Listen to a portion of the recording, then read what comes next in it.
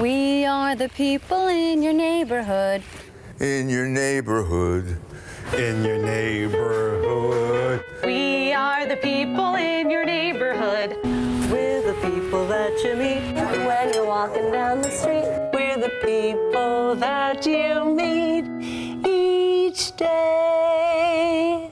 Good evening. We have late-breaking news tonight on the transit story we've been following. The state's congressional delegation is declaring victory. Two recent studies of state Frontrunner Phil Murphy, a political outsider with the backing of all 21 county chairs and a largely self-financed campaign, facing Jim Johnson, a former U.S. Treasury official rocketing from political obscurity to a position in the top 4. And the political veterans John Wisniewski, Bridgegate scandal investigator, and a former state party chair with 2 decades in the state assembly, and Ray Lesniak, the state senator who served nearly 40 years in the state legislature. He's running a grassroots campaign, all facing off tonight with a Democratic primary just 3 weeks away.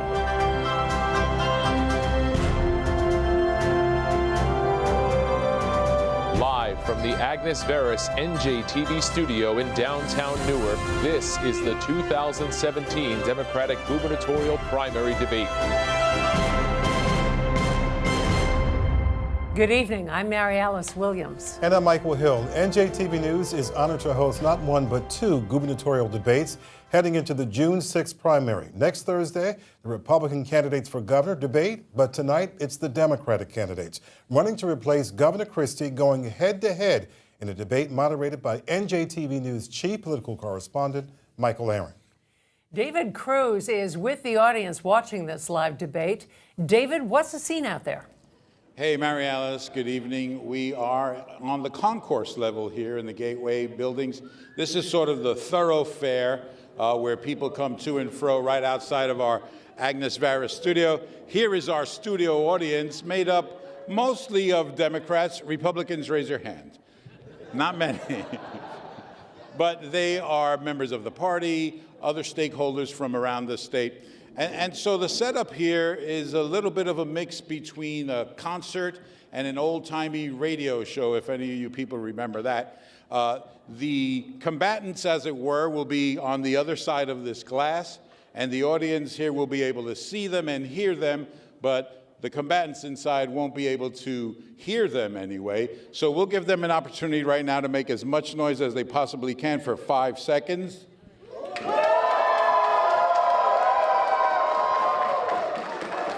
And tell you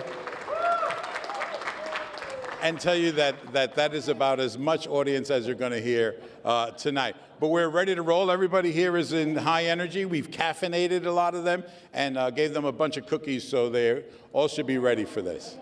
David, you were at the debate at Stockton University Tuesday. This is a very different scene, right? How do you think it might affect the candidates or their performances, if at all? Yeah, it's interesting, Mary Alice. Both had live audiences. Our audience here has been confined into this area, and they're not going to be able to react to the candidates, and the candidates aren't really going to be able to hear them.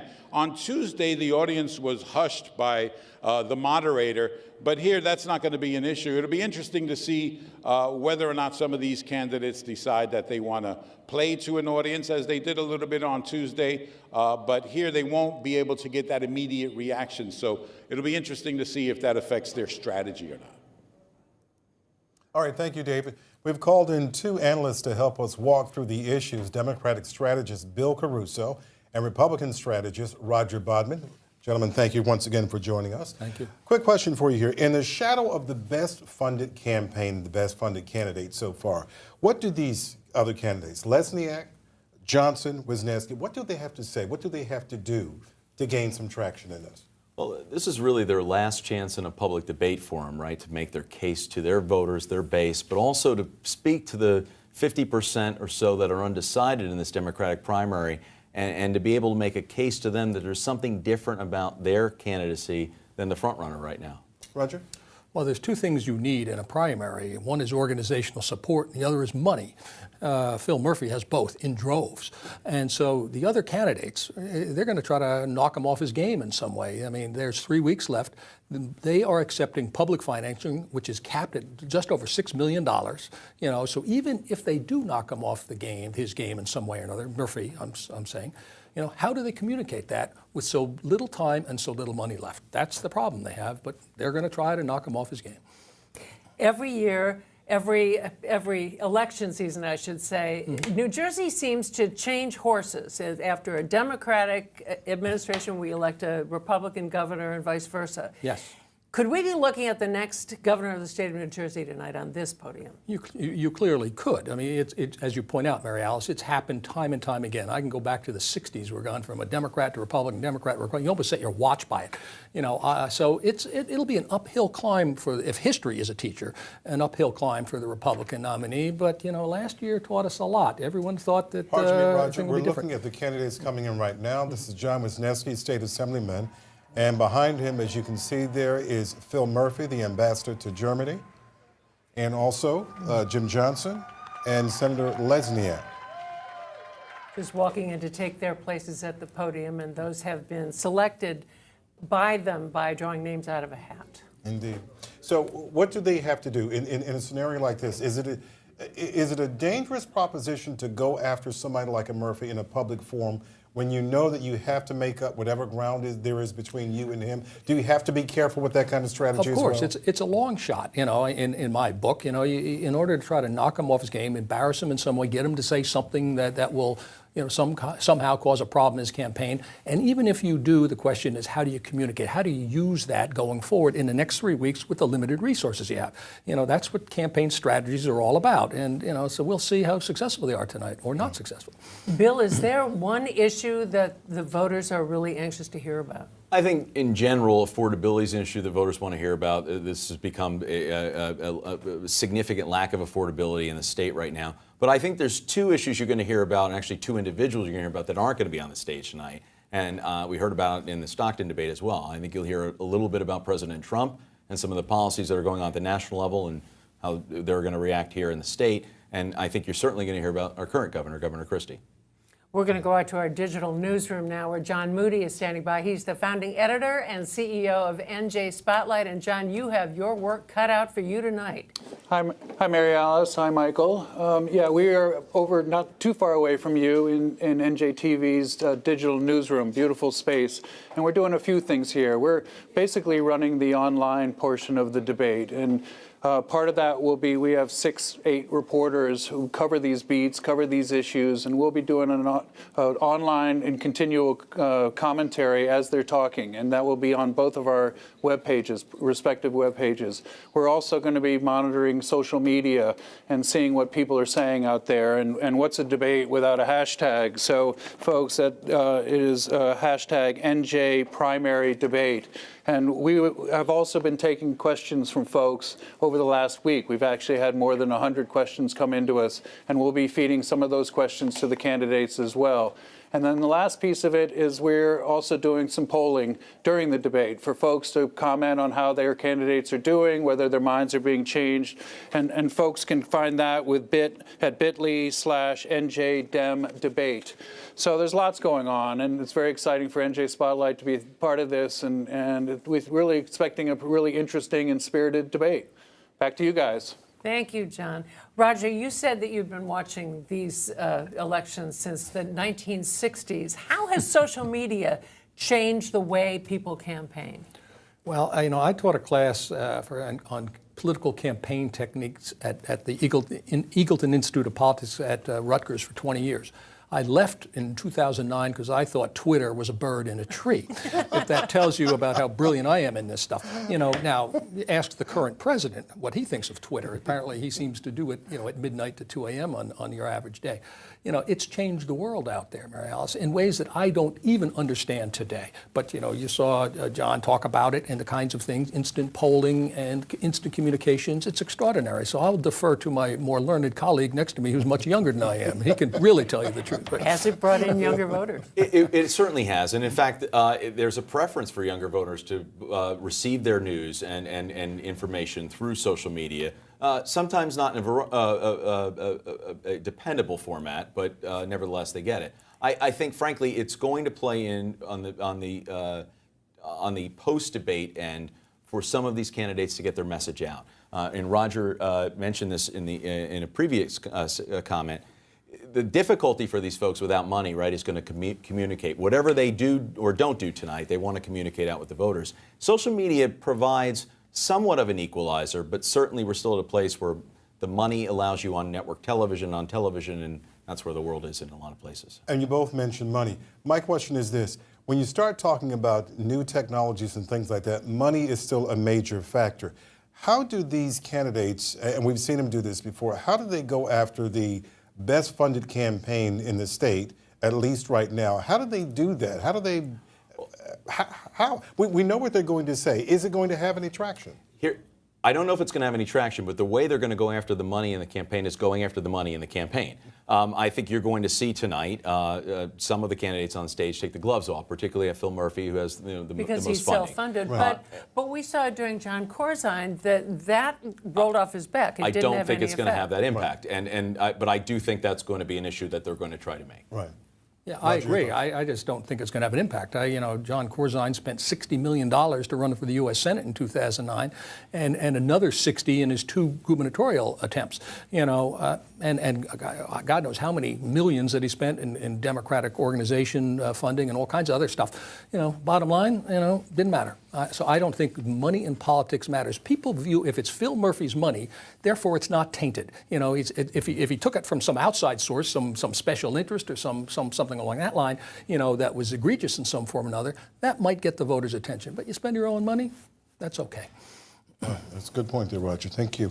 Remember, we are inviting you to take part in our post-debate poll to register your opinions and share your thoughts. That's at bit.ly, that's bit.ly/NJDemDebate. We'll have results at the end of the show.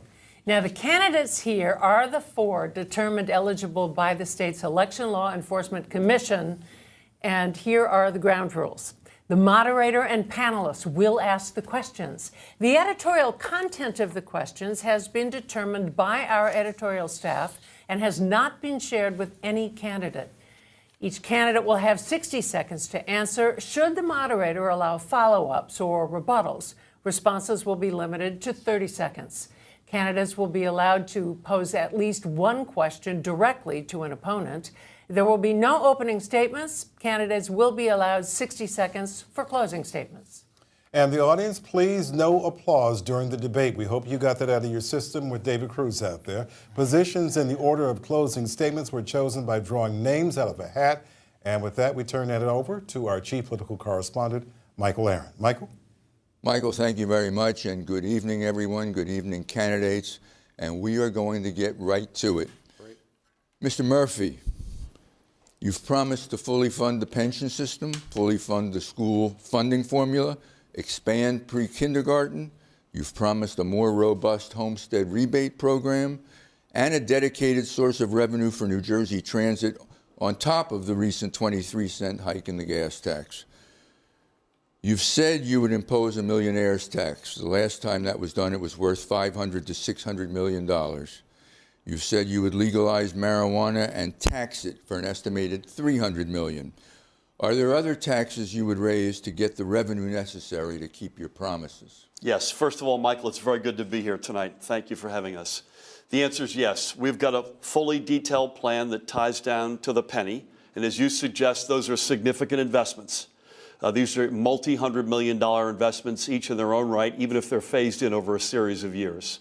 But in addition to the millionaire's tax, we also have talked about closing a couple of big corporate loopholes, one of which allows corporations to park their profits in lower tax states. Another one is the egregious carried interest loophole on Wall Street. If the feds won't do it, we'll do it in New Jersey.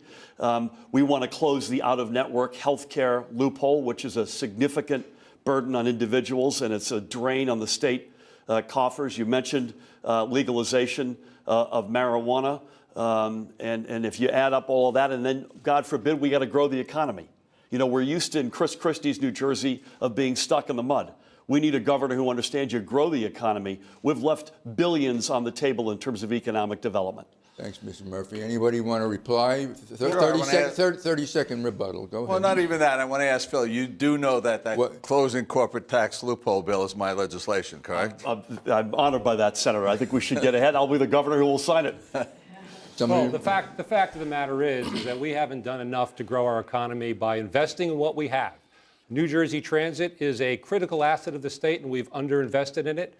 Our Transportation Trust Fund that we just recently did is a disaster because half of the money is actually going to pay old debt and not going to invest in infrastructure. We need to do better with the investments we're making if we're going to grow the economy so that we can support the obligations of the state. All right, thank you. Mr. Johnson? The list of promises that you made is breathtaking, and it's unachievable unless we change the way our government functions. Trenton has never been able to make, in generations, hard choices.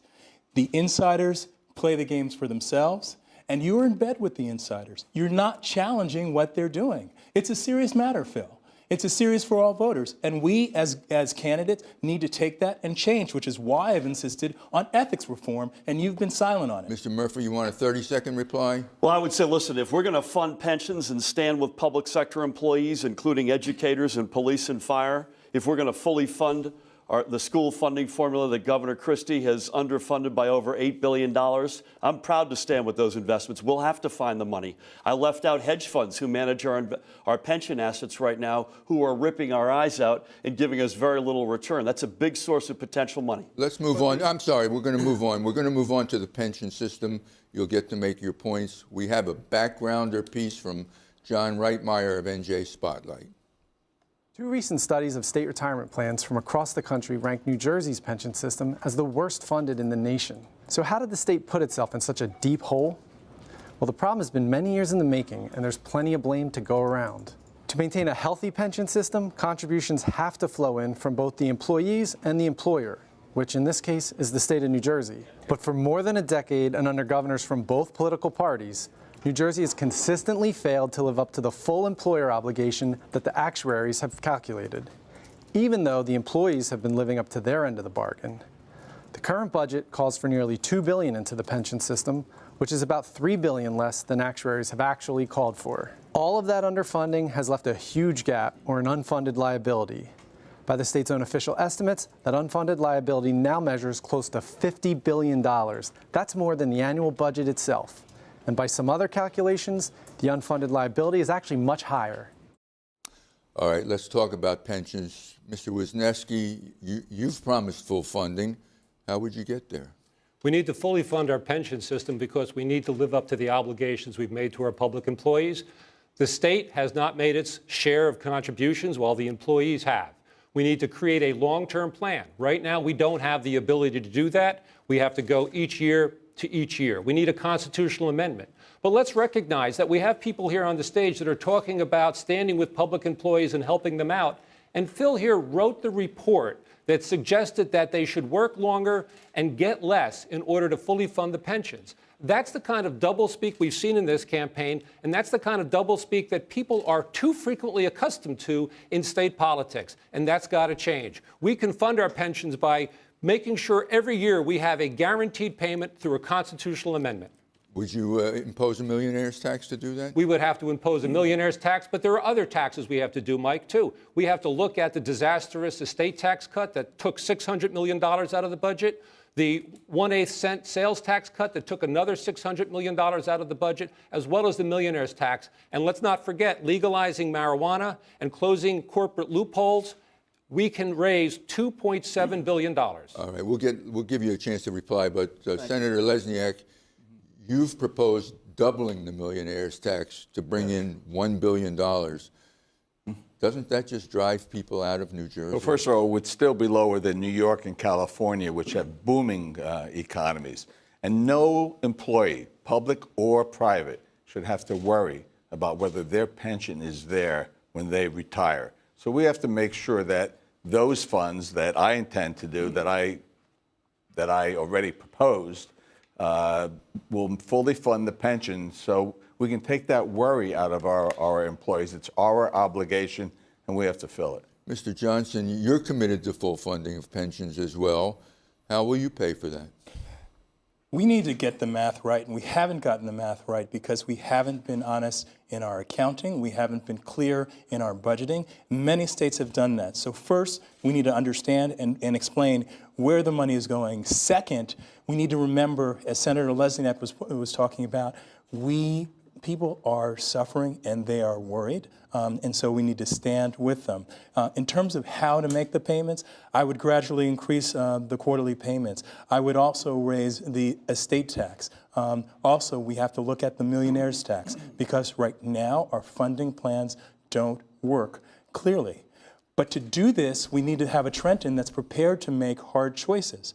I've been able to make hard choices as a government executive in the Clinton administration, where I oversaw a budget of over $4.6 billion. And that's the sort of thing that we need to do as we move forward. Follow up to you, Mr. Johnson. The governor and the legislature just phased out the estate tax. You'd cancel that and bring it back? We have to look at all of our options. It is a dire situation. We know that, and we know it's unsustainable. And so, yes, I would look at the estate tax again. And yes, we have to consider raising it. We can't just hope that we're going to get to the numbers that we need to do. We have to do the hard math. Mr. Murphy, someone Wisniewski said that when you chaired a pension panel for Governor Cody, I believe. Correct. You recommended making workers work longer for less pension at the end. What's your response? Let me step back and 30 seconds, say as a general matter here, we are a state that folks no longer trust. Public sector employees don't trust us. The rating agencies don't trust us. Many businesses don't. Our young people don't trust us. They leave the state in droves. It may be painful. We're going to have to become, again, a state that people trust.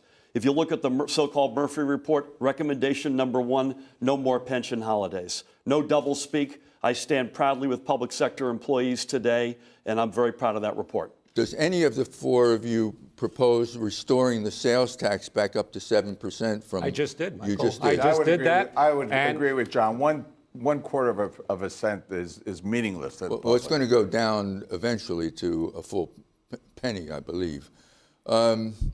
Does any of you believe that we need a second round of cuts in employee benefits? It sounds like the answer is no. Well, the first thing we have to do, Michael, is we have to live up to the obligations we made. I mean, this is one of the fundamental hypocrisies that we see going on right now. The fact is that these employees, every 2 weeks, they had a deduction taken out of their paycheck, and the state of New Jersey reneged on that promise. We can't run government by making promises that we're going to fix a problem by making the people who played by the rules pay even more. That's what Phil wants to do, and I disagree. That's not accurate, but I would just say this. You can't keep leaving... 30 seconds. Yeah, you can't keep leaving public sector employees at the altar as we've done. We can't talk about other concessions they should make. They've already made concessions, including ones that were jammed down their throat through Chapter 78 by Governor Christie. The state must step up and meet its obligations. Quick 30 seconds each. Yes. Phil mentioned that we need to have a government that we trust, but I am the only one that has proposed ethics reform. I am the one that insisted that we run the campaigns the way we expect to govern, by being clear about the electoral rules. I filed the complaint with the Watchdog Commission to make sure that all of us were playing by the same rules.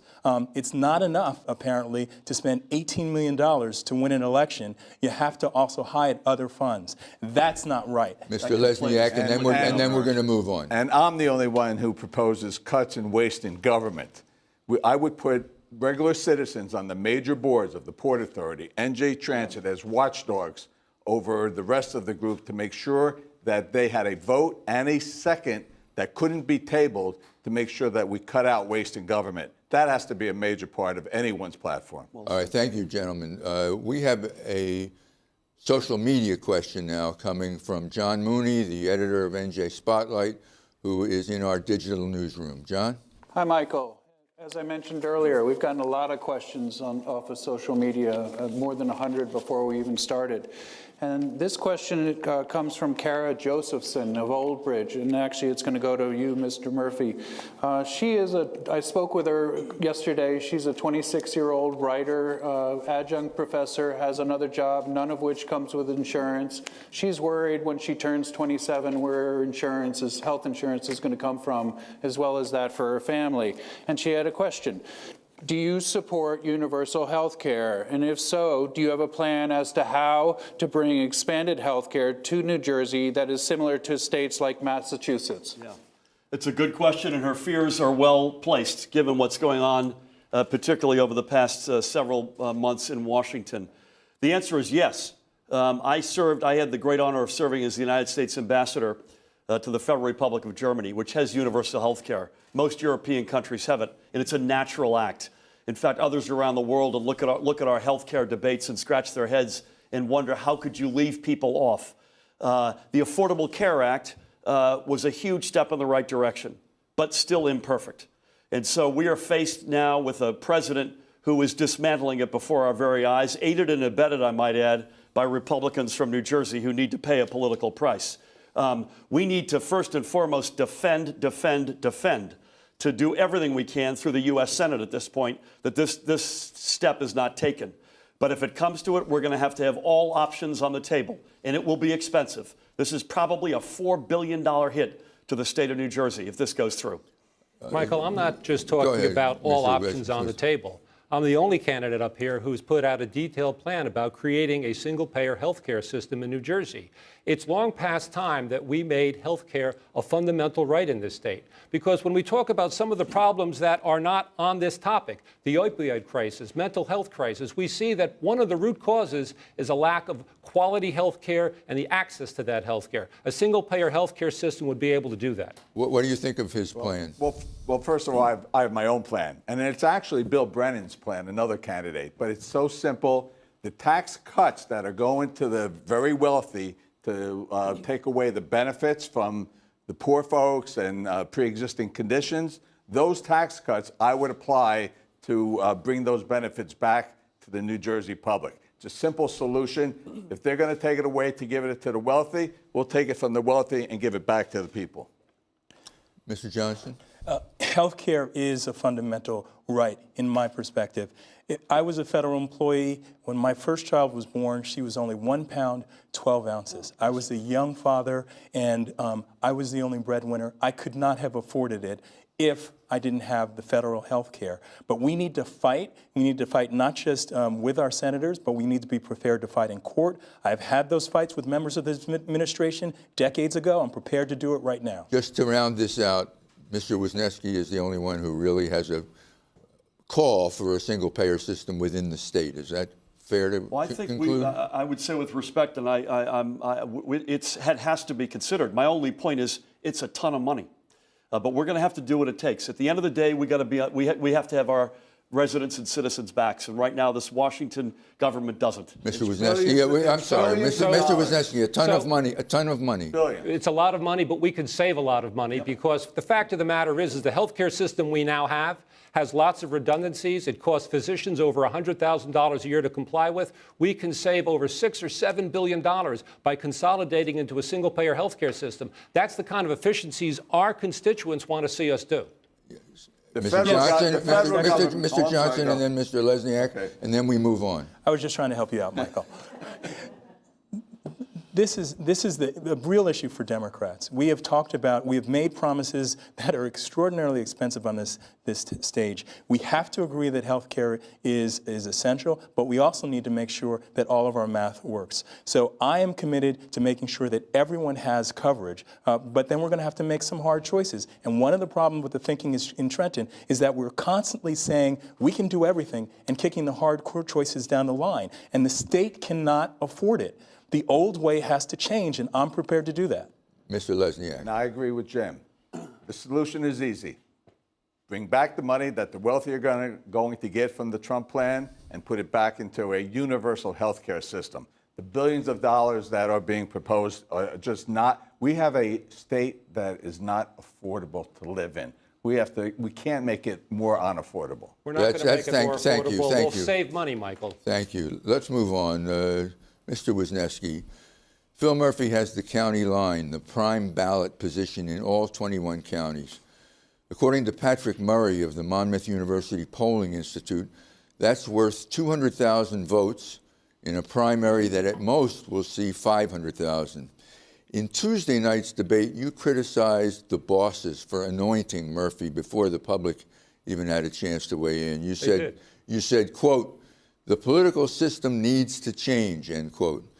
How would you change the system to diminish the power of county chairmen? Well, let's talk about the problem we have right now.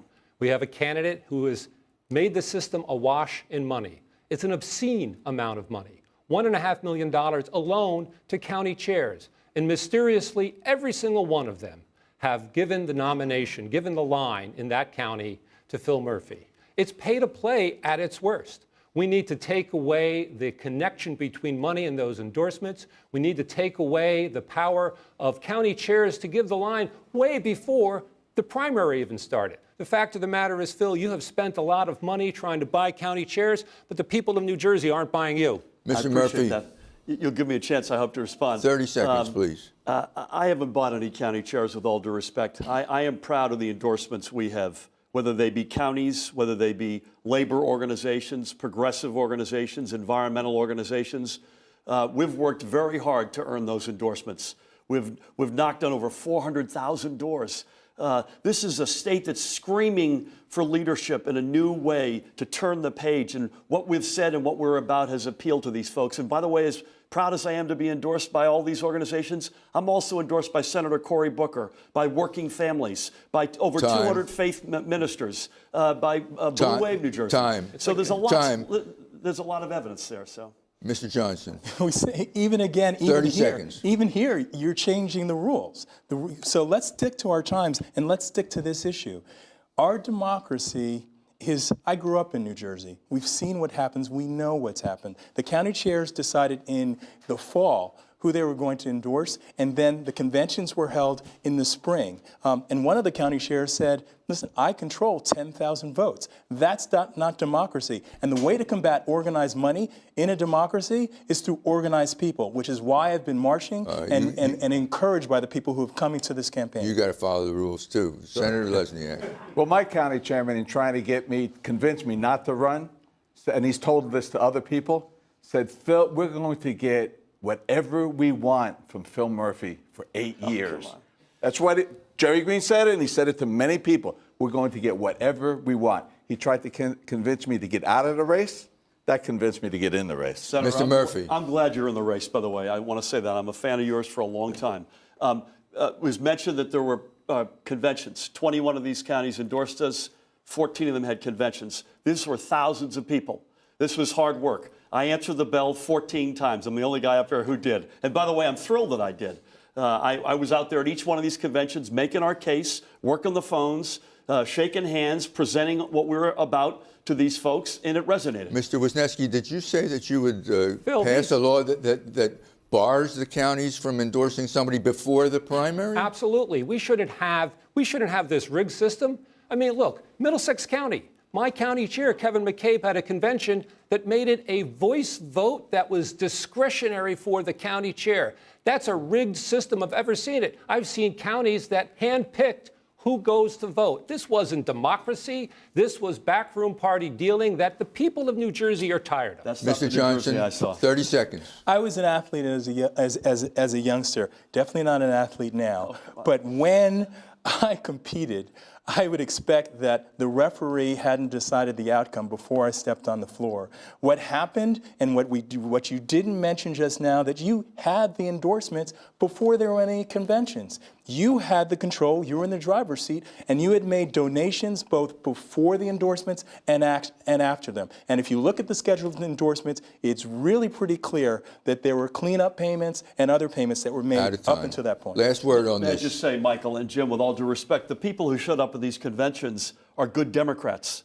They're good progressives. They want a better New Jersey. They're screaming out for leadership. These aren't party bosses. These are fellow citizens who are dying to turn the page. All right, we're going to move on. I'm sorry. Michael, But All right, quickly, 30 seconds. These people were threatened. These people were told who they were going to vote for. This was a rigged system from the day it started. We had county chairs in October deciding who they were going to give the nomination to, and then we had a fake convention process in the spring. Give me a break. Ambassador Murphy says these were good Democrats at these conventions. There's a lot of good Democrats out there, but there's also a lot of strong party bosses that were telling them how to vote. That system's got to change. My county, 30 seconds, and then we've got to move. Absolutely. One of the county chairmen said that Phil Murphy's millions is party building. My Democratic Party is based on principles, not on Phil Murphy's money. That's all right. We have a follow-up or a related question to Mr. Murphy. The Election Law Enforcement Commission released some numbers yesterday. They show you have spent $18 million on your campaign so far. That's almost 4 times more than every other candidate combined, Democrat and Republican. Chris Christie recently said, beware the man who throws his money around. He's likely to throw your money around as well. How do you respond to that? I listen to a lot of people, Michael. Chris Christie's not one of them, just FYI. I'd say this, listen, I declared our candidacy early a year ago because I didn't know anybody and nobody knew me.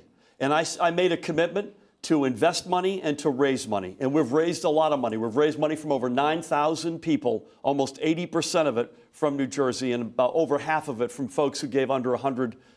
And I'm proud of that. But we made a commitment to invest in 2 initiatives, grassroots investments and party building.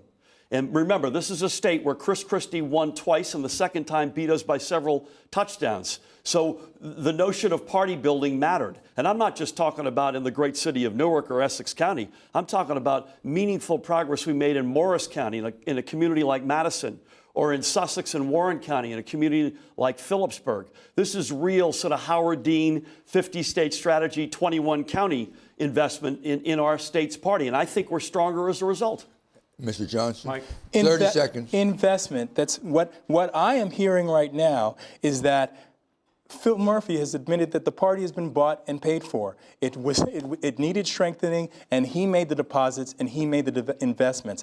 That's not what's going to make our party stronger. It's not what's going to make our nation stronger. And as we start to sell the nation who the next Democratic governor is, it's sending a strong signal and a wrong signal about where the Democratic Party is. Mr. Lesniak and Mr. Wisniewski. And it's not what Chris Christie said. It's what Phil Murphy said at one of our forums. He will spend whatever it takes to replace the Trump money lost by sanctuary cities. Whatever it takes. It's okay for Phil to spend whatever it takes of his money. It's not right to spend whatever it takes of the taxpayers' money. You'll get a reply. Any day of the week. Michael, we've seen this movie play out before. We had another inexperienced man run for governor 12 years ago. He spread money around this state and bought everything he could and bought all the staff he could. And the fact of the matter is, after 4 years, he did so well in that first term, we elected Chris Christie because of John Corzine. We can't repeat that movie. Mr. Murphy, you get a 30-second reply to your critics. I would just say to the folks who are in Trenton and go to work there every day, a state that's been downgraded 11 straight times, that's last in the nation in household income, that leads the nation in home foreclosures. Do we need to break the glass with new leadership, with new perspective, a new vision for the state? I vote yes. Thank you very much, gentlemen. Let's move on. Mr. Johnson. Sir. You're on record as proposing a constitutional amendment allowing localities to charge businesses a higher property tax than residences. Absolutely. Doesn't that hurt business? It gives municipalities an option. Whenever we think about, let's start from what's going on. We're in a state that has been unable to get its property taxes in line for generations. It has caused not only difficulties in families, it's actually contributed to our foreclosure crisis. We need to get that in hand. And yes, taking a look at the structure of government, including our Constitution, is going to enable us better to manage our impossible economic situation, our fiscal situation for municipalities. If we agree that there's a crisis, then we need to be serious about some of the solutions, one of which is decoupling the commercial taxes from the residential taxes. I will give you a quick example. If there's a business that opens up in town and it increases the amount of traffic and tax expenses for municipalities, the municipality should have at least the option to actually raise those taxes. That's not in all cases, but to manage it, you need that flexibility. Does anybody have a better idea than raising the property tax on business to control property taxes? Mr. Wisniewski? Michael, the way to solve the property tax crisis is not to raise more property taxes. The fact of the matter is our property tax crisis has gone up because we've underfunded our public education system by $8 billion over the past 8 years. That's got to change. But we also have to recognize the property tax is regressive. It's not progressive. We have to change it. We need to get away from the property tax and look at a more broad-based tax to fund education, municipalities, and 30 counties. 30 seconds, Mr. Just, Murphy. I would agree with John. The big game changer here is to fully fund the school funding formula. The other concern I would have is we do very little for small businesses. So Chris Christie is head over heels in love with throwing out tax incentives to keep big companies or attract big companies. He's done very little for the small business community. And we've got to, I think they're the biggest employers in the state. We got to have their backs. They're the ones who are in our communities employing our fellow residents. Mr. Lesniak? Yeah, first of all, we have to look at the school funding formula, which was established in 2007.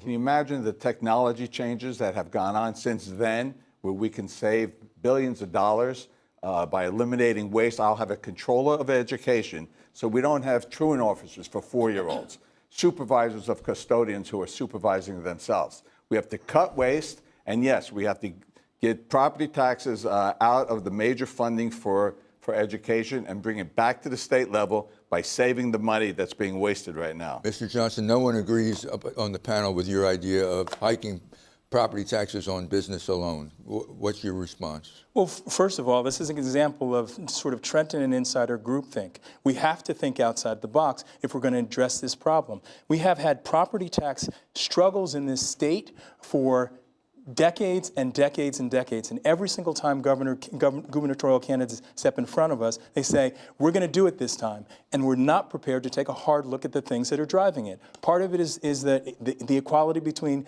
commercial businesses and residences, but part of it is also the absence of shared services agreement. We have inefficient government, and it's not in the insider's interest to change that. All right, let's move on. This question is for Mr. Lesniak.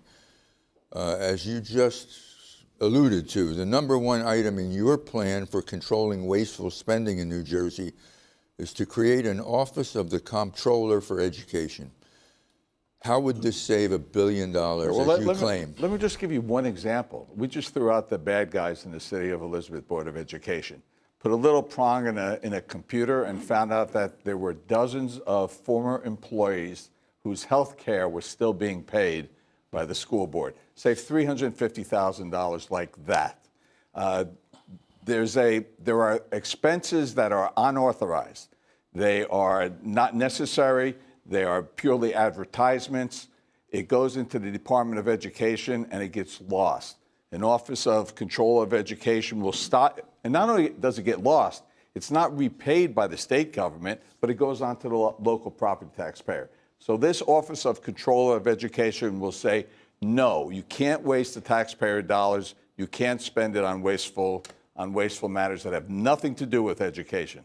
Anybody? Michael? Yes. Mr. Wisniewski, then Mr. Johnson. So we need to look at a lot of areas, and obviously making sure we have enough money to fund education is important, but how do we find those dollars? Let's start with our corporate welfare programs. I would freeze them and audit them because we've seen waste. We've seen Honeywell get a big tax break only to pay most of it to its CEO. We've seen businesses move from one county to another. That doesn't create new jobs for New Jersey. We need to save money on the things we're already doing so we have money to educate our children. Thanks very much, Mr. Johnson. Yes, a controller could be helpful, but the bottom line is this. Trenton and our state government needs to be overhauled from top to bottom. That's why I've proposed ethics reform. We see how important folks looked at it and they said, why would you propose such a thing? We're seeing now in Washington how we can get off track when the rule of law isn't obeyed. And we've seen time and time again with these insider contracts, with no-bid contracts, how the taxpayers are getting fleeced. We can get money to do the things we should be doing if we take care of how government is operating, and we haven't been. Thank you all very much. Mr. Murphy? I would just say I hope there is money to be had in Ray's plan, but I would say in education there are two big realities that I can't get beyond. Number one, we've underfunded the school funding formula under Governor Christie by over $8 billion. We have to get back to funding public education. And two, he has vilified and shaken the entire education profession. I think our feeder schools are down, I'm told, by 30%, which is extraordinary. This is a profession that we need to get back up on a pedestal. You're saying Governor Christie has done Governor that? Christie. Okay. It is time for the candidate-to-candidate questions.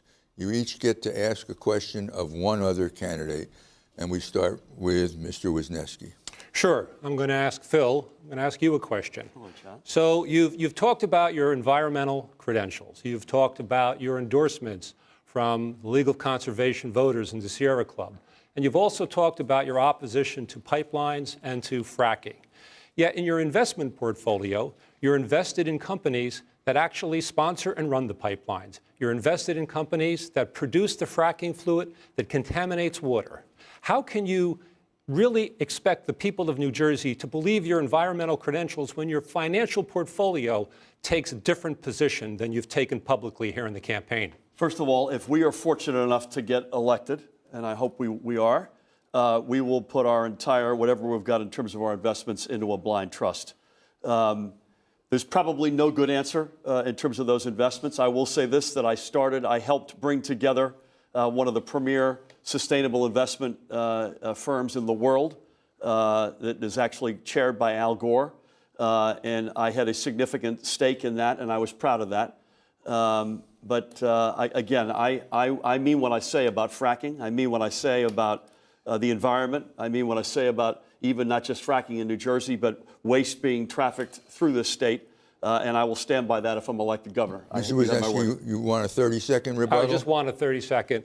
I appreciate that, but your words don't match your actions. In 2014, in Dusseldorf, you gave a speech where you extolled the virtues of fracking. You extolled how successful it was here in the United States, and you talked and ridiculed how people were complaining about contamination to water. Your position in the speeches, your position in your investments do not match the endorsements. I would ask those environmental organizations to rescind their endorsements because it doesn't match who you are or what you believe. You can reply for 30 seconds, yes. I wasn't in Dusseldorf in 2014, so I appreciate the question. But you were in Germany. You gave a speech.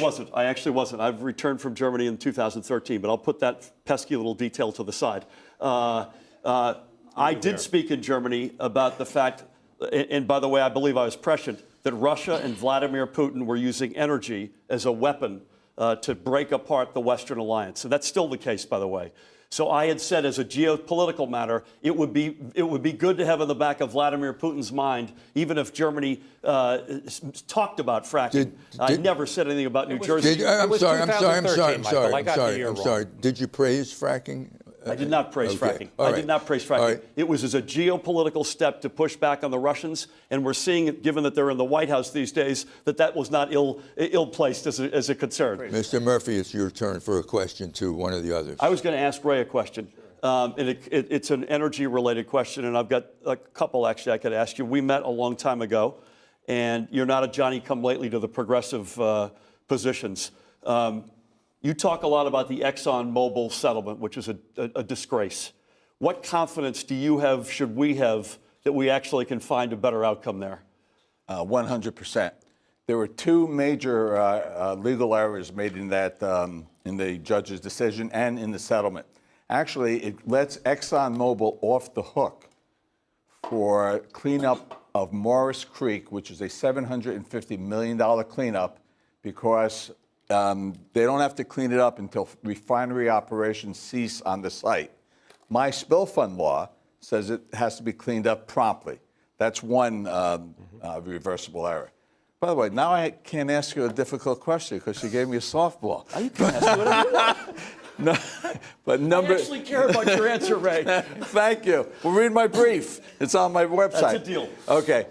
But number two, they threw in 16 other sites without any public review, violated the law. This is going to be overturned. The $225 million is going to be turned into billions of dollars based on my legal representation. Let me follow up on that for 30 seconds.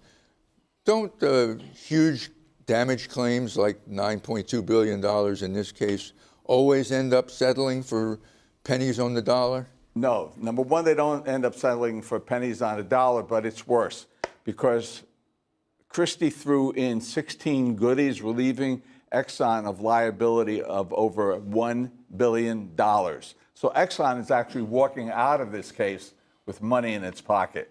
That's wrong. That's going to come out, and I will get it reversed. Mr. Johnson, a question for any of the others. Phil, I found your answer about your investments stunning. The idea that this stage in the election and this stage in your career, you have no good answer about your investments says something to all of us. This election is about values, and it's about values not only that we talk about, it's not about good talking points. It's about how we have acted. We are now in a fight for progressive values, not only in this state, but in this country because of who is in the White House.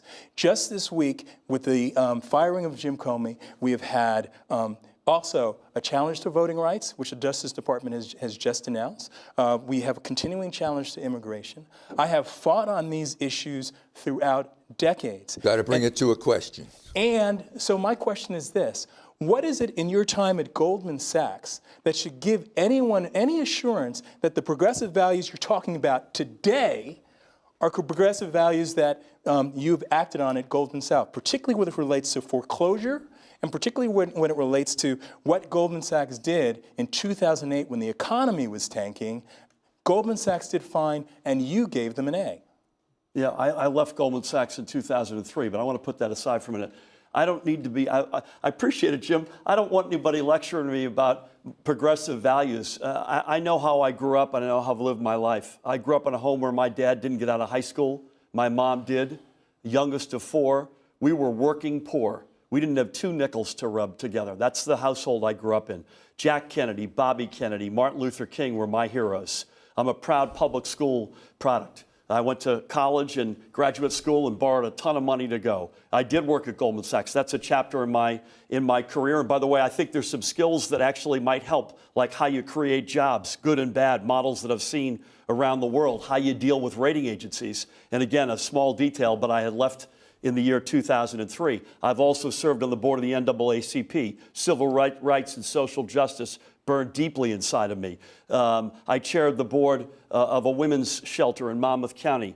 My wife and I started a teen helpline. The progressive values are not a book that I have to read or some abstract concept. I've lived it my entire life.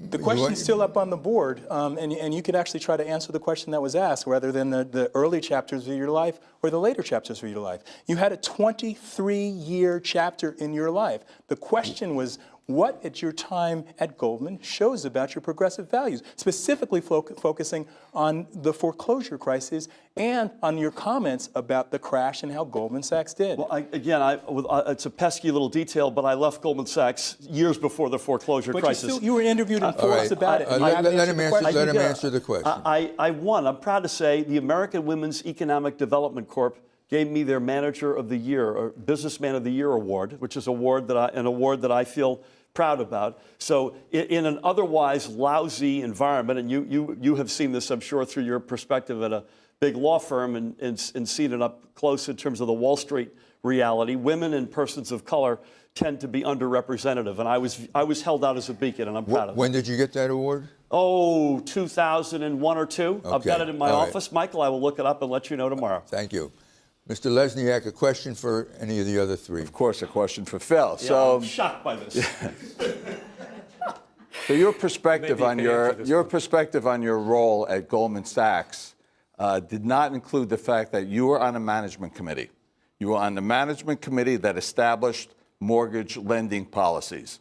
Mortgage lending policies that lended $60 billion worth of subprime and near subprime loans that resulted in tens of thousands of foreclosures, many here in the state of New Jersey, and Goldman Sachs, under the policies that when you were under the management committee, was fined $6 billion for fraudulent mortgage securities. What's the question?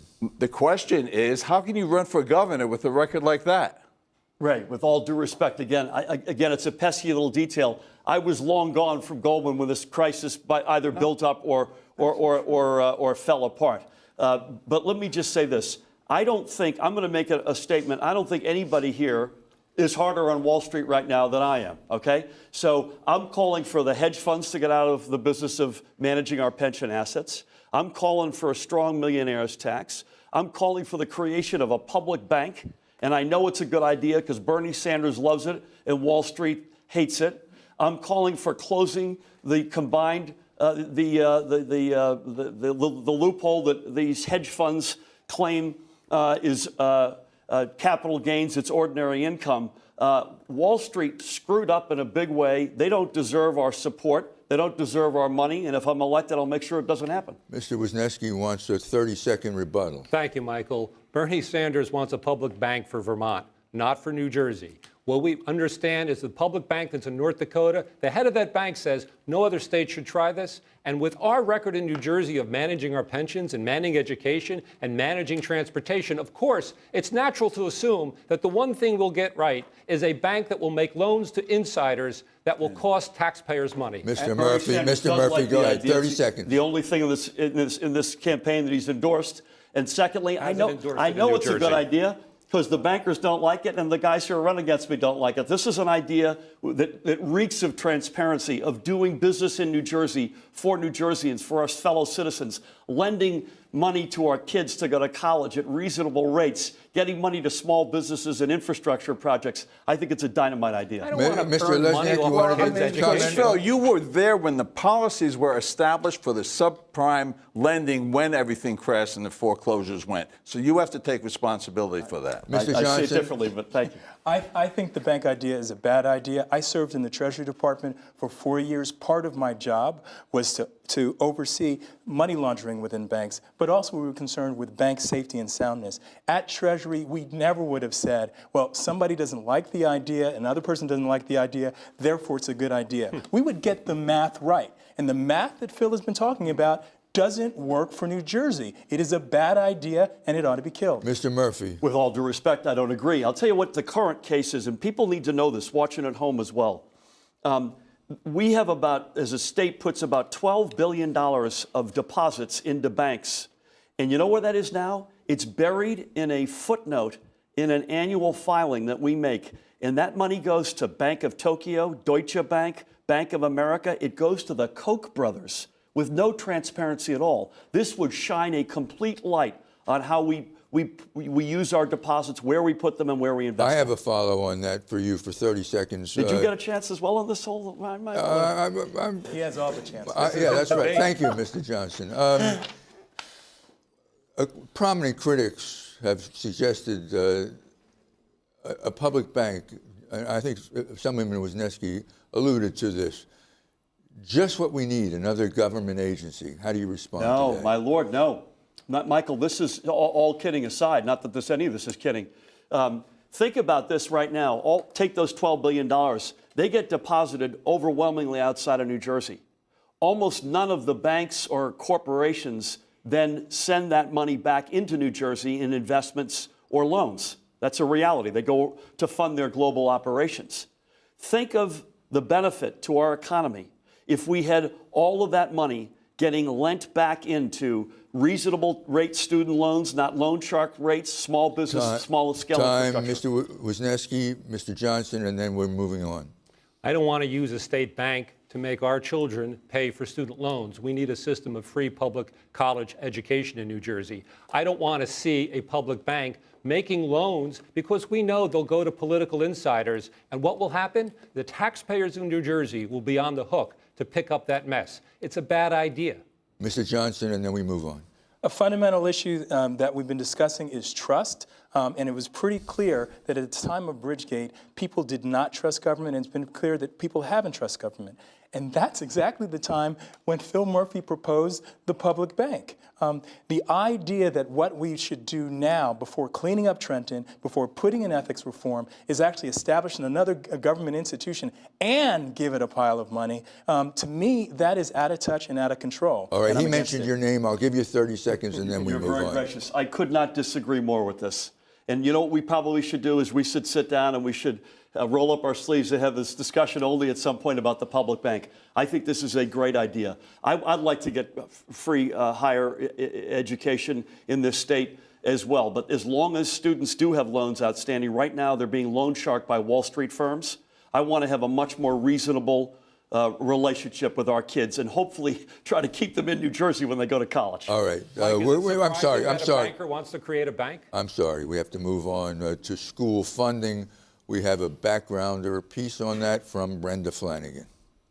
It's all about the money when you discuss education in New Jersey. School districts look for state aid to help pay the bills, but the 2008 funding formula's outdated. An out-of-balance aid provision leaves 368 districts overfunded and 223 starved for cash. And the enrollment cap slams districts where state funding hasn't kept pace with booming populations. Unable to raise property taxes over a 2% limit, districts instead cut. In its new budget, Bayonne schools cutting 300 staffers, including teachers. Chesterfield, the state's most underfunded district, has cut its entire music program. Governor Christie has never budgeted the full amount required under the formula. That's more than $9 billion this year. And New Jersey's so-called Abbott districts get the lion's share of state education aid by order of the state Supreme Court. Christie launched a proposal called the Fairness Formula, which would pay the same amount for every child, about $6,600. That landed with a thud, but internecine squabbling amongst Trenton lawmakers stymied compromise reforms. The school funding formula is complicated. It's hard to simplify, but let me try. Democrats want to tweak it and fully fund it. Republicans want to scrap it, get more aid into the suburbs and less aid into the cities. Mr. Lesniak, what's your approach to what should be done? First of all, to think, as Governor Christie thinks, that it takes the same amount of money to educate a poor child coming from a neighborhood where probably didn't get good nutrition, didn't get good prenatal care. By the way, the most important time in a child's ability to learn is not at pre-K, it's at prenatal. It's at prenatal to 3 years old. It takes resources to help that mother get the health care she needs, the nutrition, and that baby, so that when they get to pre-K, they'll be able to learn. So that's the first thing that we have to do.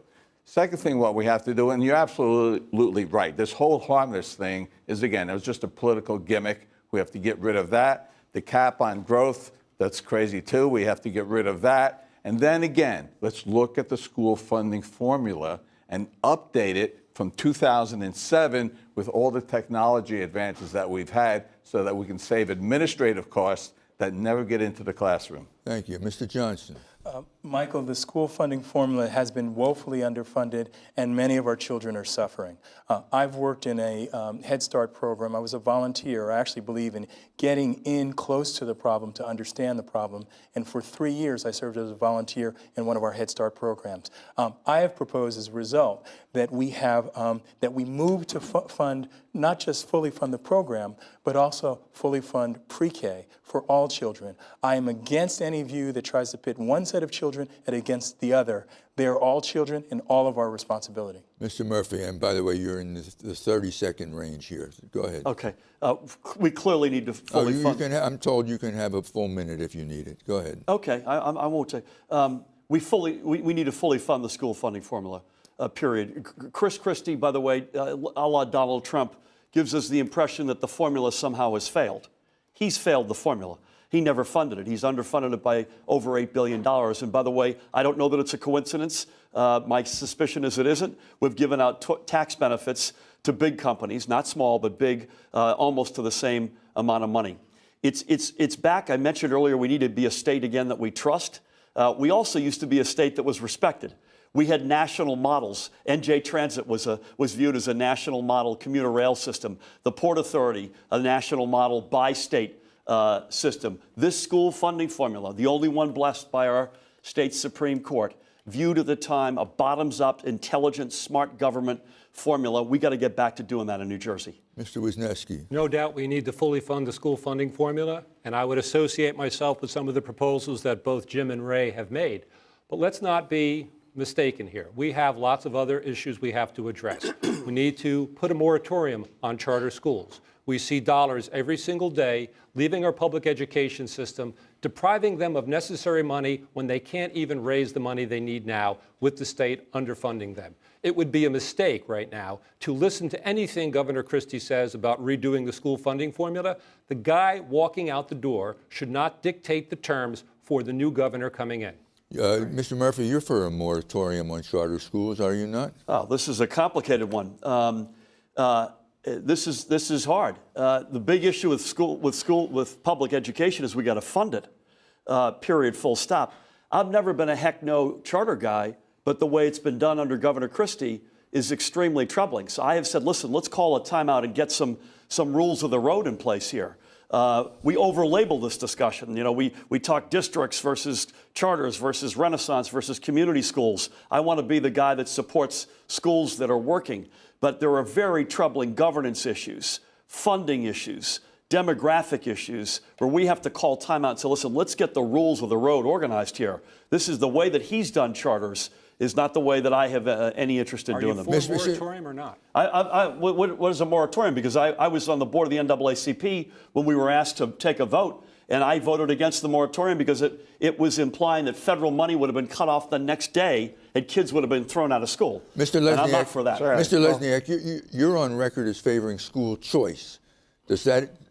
No, I am on record. I am on record as favor. Do you favor charter schools? I am on record as favoring a moratorium on charter schools and studying the impact of the schools who are left behind. What happens is 50, 100 children leave that school and go to the charter school. That money leaves that school as well, and yet their operating expenses haven't changed at one bit. So by funding a charter school, what we're actually doing is hurting the kids who are left behind. That can't happen. Unless that is solved, we shouldn't have any more charter schools. Mr. Johnson? You know, I'm a reasonably bright guy, but I actually didn't understand what in the world the NAACP board vote had to do with the answer to your question. The question was around whether or not we favor a moratorium. I've called for a pause, and I did it based on my experience not only in working with and seeing young kids for whom charter schools may be the only option, but also my perspective as someone who's been in government. Charter schools were started to be a laboratory for education in which the best practices were passed on. We haven't done that, which is why I think we should have a pause. But the other thing we need to be concerned about, there are districts in which there is a choice between funding for charter schools and funding for traditional public schools. I have long been a fan of traditional public schools, proud that my daughter just graduated from one last year, and we need to support our public schools, but also take advantage of the knowledge and learning and experience from charter schools. Mr. Murphy, I believe all three of your opponents are for a moratorium. It was unclear whether you're for a moratorium or not. I think Jim actually said a pause, and I said a timeout, and I am in favor of that, period. But I was asked by John about a moratorium, and the reason I apologize I wasn't clear in my answer. Quite famously, about 6 or 9 months ago, the NAACP considered a moratorium. In the way they defined it, it was literally, as we read it, cutting federal funding to charter schools and throwing kids out of school the next day, and I'm not supporting that. Okay. All right. We have a question from a viewer that we're going to go to now. Let me call upon David Cruz, my colleague at NJTV News, who's out on the concourse among the audience. David, what do you have for us? Thanks, Michael. This question is from our audience. It's for Mr. Murphy. It says, how can you justify allowing public employees to retire with a 30-year life expectancy when the vast majority of the taxpayers who will pay for that early retirement must continue working until a far greater age? Mr. Murphy. I would say the following. The battlefield over the past 20 years is littered with offenses and bad public policy jammed down the throat of public sector employees. I haven't met one public sector employee, whether it's an educator, who again, we got to get back up on the pedestal, police, fire. I was with a bunch of friends from CWA at a lunch today. I haven't met one person who went into public sector employment to get rich. Not one. You know, if you were part of SEIU and you were changing bedpans for 28 years and you're retired, when Governor Christie jammed Chapter 78 down the throats of public sector unions and took COLA out, that's the difference in many cases to that person being above or below the poverty line. So I would say with great respect, let's not go down the path that Governor Christie has led us down, and Donald Trump would like to lead us down, of vilifying folks who show up trying to do their job every day. The question, I just want to follow with you. The question was, how can you put that burden on people who work in the private sector and whose pensions have kind of disappeared? But Michael, I would respond, how do we feel about the burden that the state has put on the public sector employees by welching on their pension payments, by trampling collective bargaining and jamming changes down their throat, in fact, suspending collective bargaining? So that's an interesting question in isolation. You got to view it in a broader context. Mr. Lesniak. And first of all, I don't believe that misery loves company. So just because other folks aren't getting what they should have, they should be getting it, but that doesn't mean you take it away from other folks. I also voted against Chapter 78 because there is a escape clause in there for the state not to fulfill its obligation. And that's the problem with public trust, and that's a problem with negotiating with our unions, because they don't trust government to keep our word. That's why we have to fully fund the pensions and then sit down and negotiate. Mr. Wisniewski. Michael, we heard a lot about public trust tonight. The state of New Jersey made a promise to public employees, and we can argue till the cows come home as to whether that promise should have been made, but the promise made has to be kept. The problem I have is that we have too many people in government who talk out of both sides of their mouth. Chapter 78, which I was also proud to vote against, had its underpinnings in the report that Phil Murphy authored on pensions and benefits.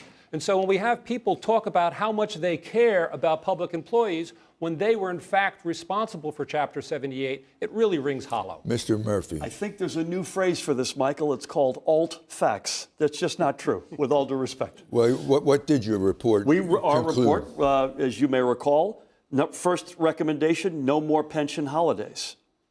Nowhere in the report did it talk about raising the retirement age to 65. Nowhere did it talk about taking COLA away. And nowhere did it talk about trampling and suspending collective bargaining. Just to clarify, no more pension holidays means that the government has to pay its share, and the localities as well. The state government in this case has to stop welching on its side of the deal. All right. Michael, one of the recommendations in the report was to raise the retirement age.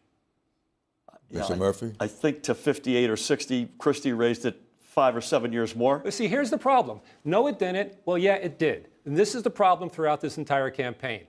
You know, we're all entitled to our own opinions. We're not entitled to our own facts. And the facts are very clear. That report recommended raising the retirement age, which in part... To what? I think it went from 55 to 60. And what Mr. Depends Murphy, on the plan you're in. Mr. Murphy is trying to say, first, no, it didn't. Now he's saying maybe it did. Last word, Mr. Murphy. No, actually, I am Mr. Murphy. I didn't say that. The connection between our report and Chapter 78 is non-existent. Again, we respected collective bargaining completely. We said nothing about COLA. We said nothing about raising retirement ages to 65. Period. Full stop. All right, we're going to move on. People who live in northern New Jersey are very, very concerned about public transportation, mass transit into and out of New York City. We have a backgrounder piece on that from Brianna Vannozzi. New Jersey transit riders have endured it all: late trains, canceled routes, rising fares, and lousy communication for passengers stranded by busted switches, wires, and engines.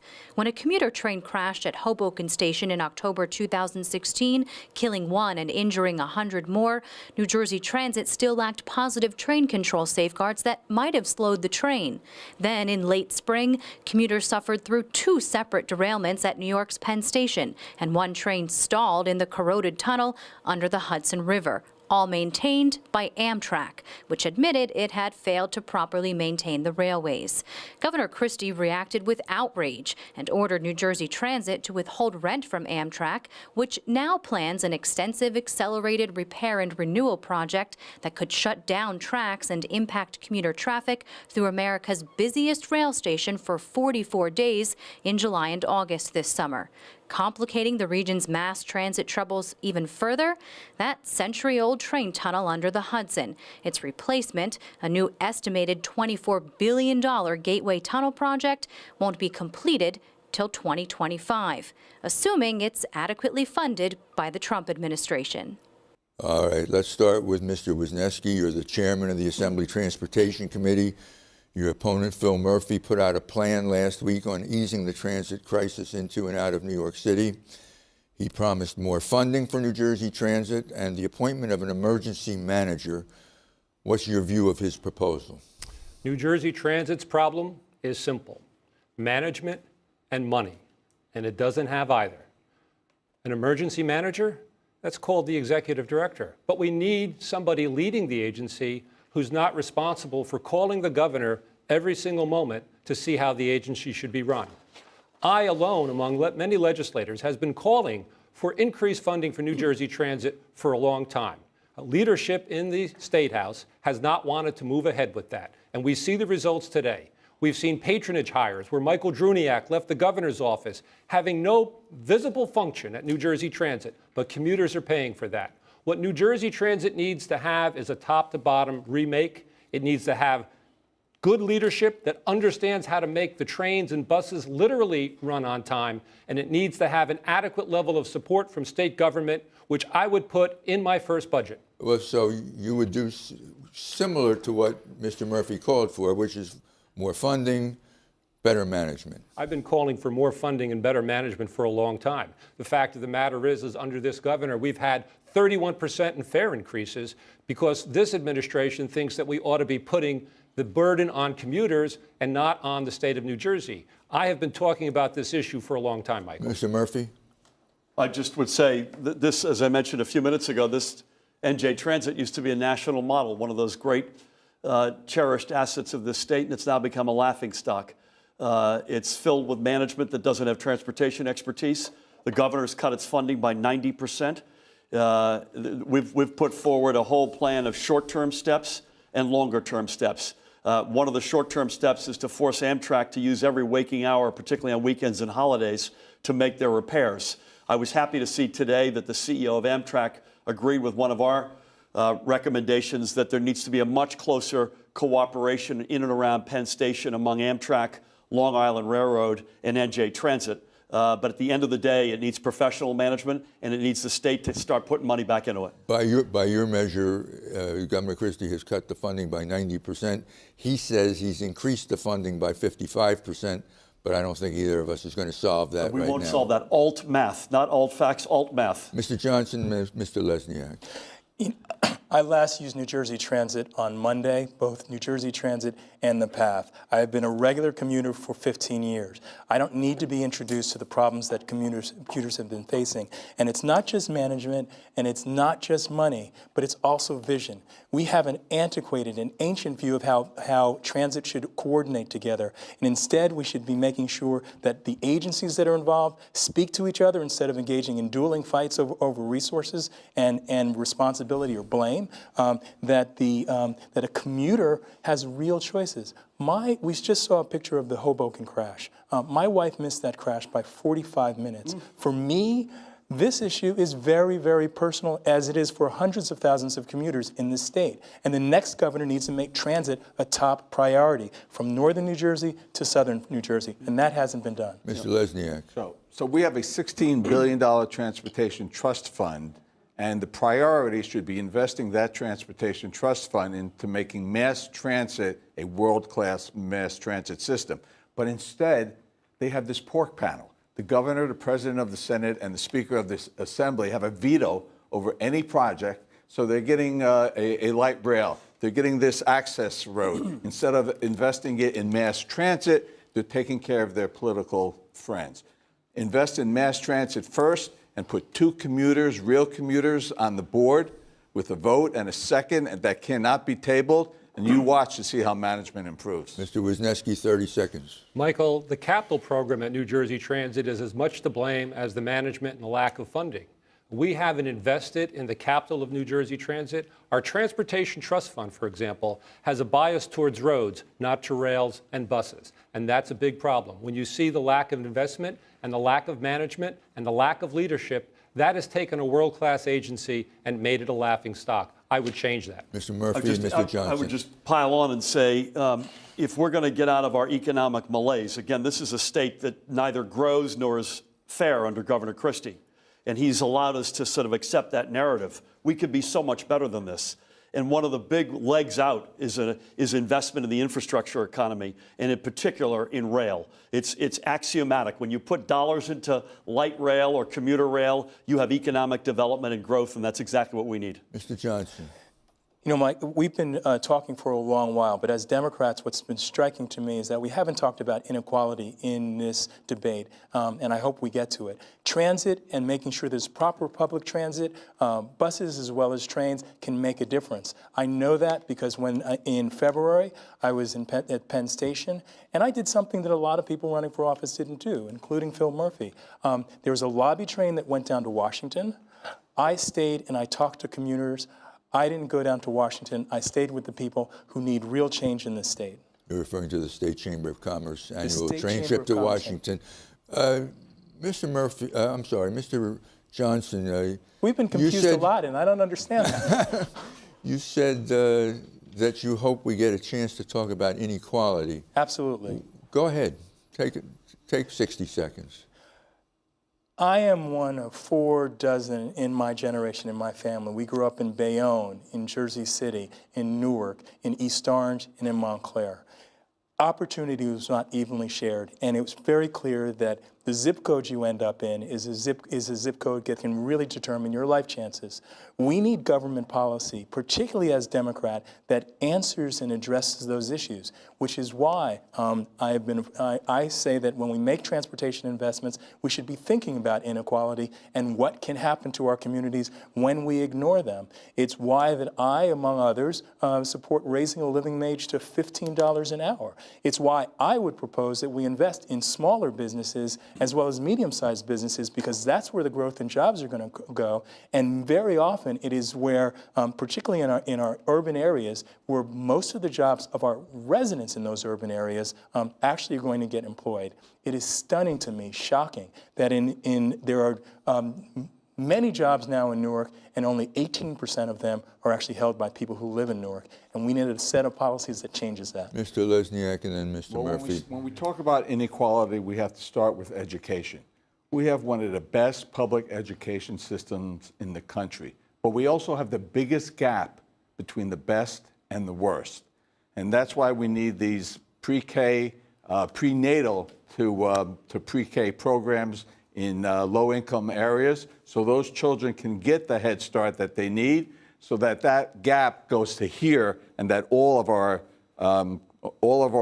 students, our classes are top-notch, top of the world class, and you'll see inequality change real fast when education is provided to these children. Mr. Murphy, and I'll give you a full 60 seconds. I appreciate it. I mentioned earlier, we can, with great evidence, say that this is a state that's among the weakest in the country. We neither grow nor are we fair or equal. And on the list of steps that we must take to make this state equal again, raising minimum wage to $15, earned sick leave, not just for some, but for all, child dependent care, maybe caregiver tax credit for folks taking care of elderly parents, equal pay for equal work. A state, it's hard to believe in the year 2017, a woman earns on average 80% of what a man earns. And if you're an African-American woman, it's less than 60, or a Latina less than 50. College affordability. And one that's not directly economic, but has huge implications for society and our economy is comprehensive criminal justice reform. We're a state with the widest white, non-white gap of persons incarcerated in the United States of America, which is shocking, hard to believe. We've got to break the back of that. Mr. Wisniewski, a minute. And part of our incarceration crisis is this ridiculous war on drugs that we have been losing every single day. It's time that we decriminalized and legalized marijuana and created a legal framework for its sale and taxation. It would do a lot to free up police resources. It would also end the disparity we see in our prison system, where too many brown and black faces are in jail or have been in jail and are under sentence that keeps them from doing simple things like getting student loans and getting good jobs. I would provide those people with amnesty and pardons. We need to move beyond that because we recognize that we have other crises. We have a police fairness crisis where we see too many police departments right now being militarized. We need to demilitarize our police departments. You can't develop good relations with the people that you're policing if you're in an armored personnel carrier. Amen. We need to make sure that we are providing the training to police officers and putting the most experienced officers in community policing, not just the new officers. Mr. Lesniak, then Mr. Johnson, and we Well, first of move all, on. there's only one candidate up here who's actually done something about mass incarceration. I've reduced the prison population by 50% for drug offenses by eliminating mandatory minimum sentences. That fell 98% on minorities. And I changed that law after two people were standing over my bed and said, shoot them. They were strung out on crack cocaine, but they said, we're good people. We're just in a bad place right now. And then they took my money, and they got captured a few days later because it was all in all the papers. But I remembered that. We're good people. We're just in a bad place. I went and I testified on their behalf. I testified on their behalf to get them treatment instead of going to prison where they would come out and stand back on my bed or someone else's bed. So I've done something about mass incarceration. We can do more, but Governor Christie is standing in the way, unfortunately. Mr. Johnson, and then we move on. I first received my version of the talk when I was about 6 years old. The talk was this. I was going to the store, and my mom said to me, it's great you can go to the store by yourself, but remember when you leave, make sure that whatever you're getting, bazooka bubblegum, it goes in a bag and you get a receipt. I knew from that point on that criminal justice was not all fair for all of us, particularly not for me. And it's why I became a prosecutor, to help bring about change. And I've done that. I did that in New Jersey, working with the Attorney General and the state troopers to deal with racial profiling on the New Jersey highways, and we brought about real change. I led that group. I've done that recently after Garner and after Ferguson by bringing together police and communities and Republicans and Democrats nationwide to do 4 things that can reduce both crime and incarceration. I would bring that experience, that leadership to the governor's office so we can continue to move forward and fight against Attorney General Sessions, which I did 20 years ago when I was in government, because he wants to take us back. Did you want to jump Just in? want to make 30 seconds and then we move on. It won't be 30. This notion of getting into the community and walking in each other's shoes is a huge game changer here. My friend John Curry's out behind you.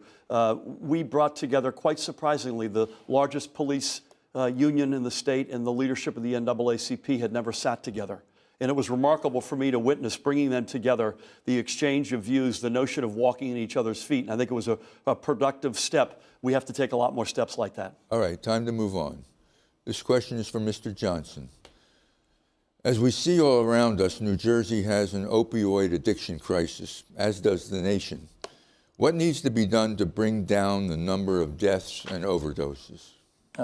There are several steps that need to be taken, and this is awful. One of the things that happens when you're campaigning is you move around the state and you talk to people who are facing some of the toughest problems, and nothing is worse than having a conversation with a parent who has lost a child to violence or to drugs, and we've seen that. And as governor, I would definitely abandon what has been a long-time view, is that addiction ought to be criminalized. It shouldn't. And that goes for what goes on in our urban areas as well as our suburban areas. And we haven't had that view before. In terms of what to do, there's the education component, which has in some circumstances with drug abuse worked. We would have to do that. We definitely need to make Narcan more available to law enforcement, to hospitals as a treatment. And that is a drug that actually reverses the effects of an overdose. And we have to put in place more treatment.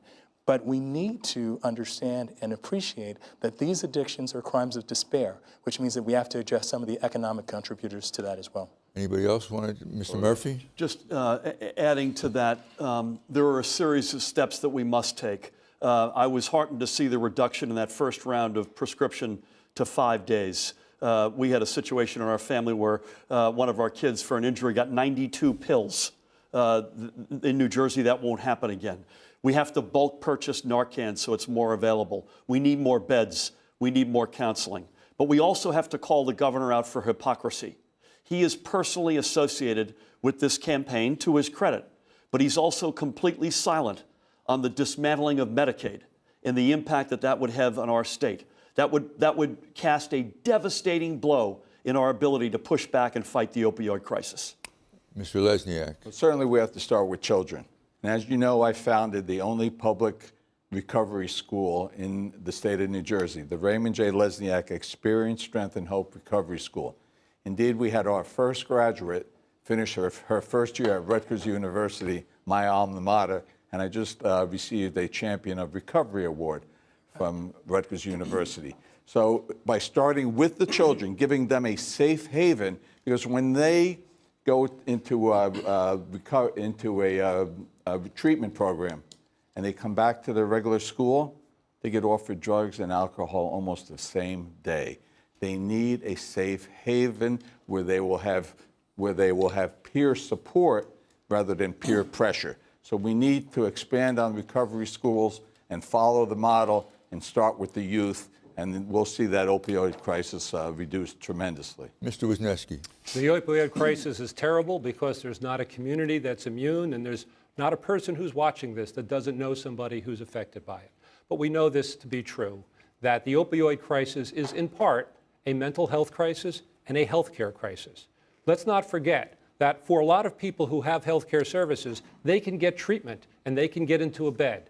But for so many people, they get arrested, they get convicted, they go to treatment, they come out, and they repeat the process. And there's no hope for them. And that's why my plan to create a single-payer healthcare system is going to help us address the opioid crisis.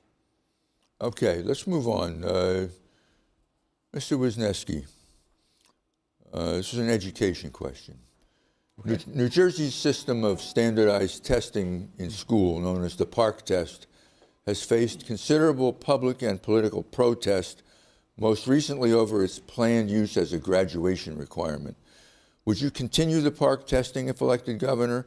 And if not, what would you use as an alternative, given that state law requires at least some kind of graduation test? This has gotten very strange. When I went to school, we took standardized tests. It took one day, we used number 2 pencils, and we were done with it.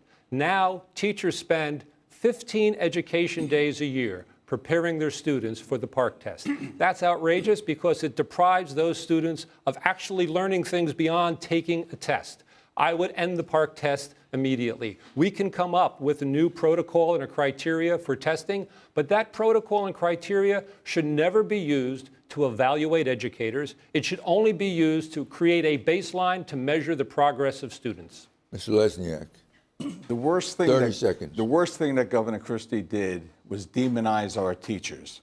That gets into the classroom. The children see that lack of respect, and they have a hard time learning under those circumstances. Poland and Finland have great models. The teachers are professionals. They're allowed to teach as they choose, not as the state does. So I would do away with these PARCC tests. I would give respect back into the classroom and let the teachers teach as the professionals they are trained to be. Excuse me, a quick follow. Yes. No testing then? No standardized tests? Apparently the law calls for something. Well, I can change the law when I'm governor, but and I will. But that will be up to the teachers and the peer group that's established within the school. As I said, it's a very successful program in Finland and Poland, which have better performance than we do. We should allow our teachers to be teachers, and we'll see performance go up. Mr. Johnson? I come from a family of educators. My mother's a teacher. My sister is a teacher. 2 of my kids are teachers, including my stepson who's right outside. We need to restore respect for teachers, and the PARCC exam actually undercuts them. So I would eliminate the PARCC exam. You still need to have evaluative tools to make sure not only that the students are prepared to graduate, but as you're getting feedback as they're learning, to make sure they're getting it. And we need to develop a set of tools that does that. Mr. Murphy. I would eliminate the PARCC testing, the PARCC test period. I would eliminate the requirement. That doesn't mean I don't want kids tested. I've got 4 teenagers. 2 of them are sitting right behind you. I want to know how they're doing in school. But I want to put that decision into the hands of educators who know our kids and know the classroom best.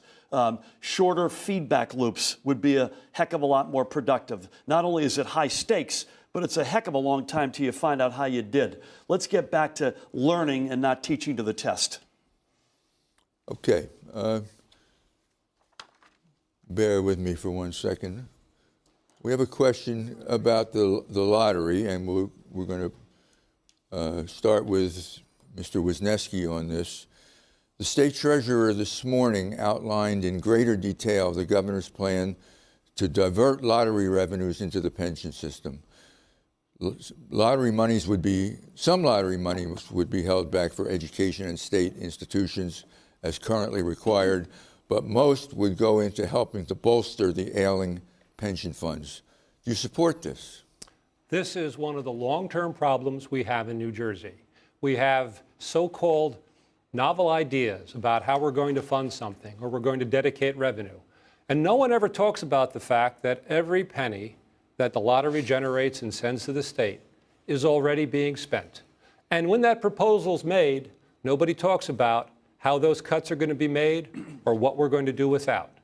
We need to have a dedicated revenue source for the pensions. We need to have a constitutional amendment to make sure we can enforce that. But taking a revenue source we're already using and now dedicating it to a new purpose without actually talking about the cuts and where the money is going to come from is the height of hypocrisy. Quick follow.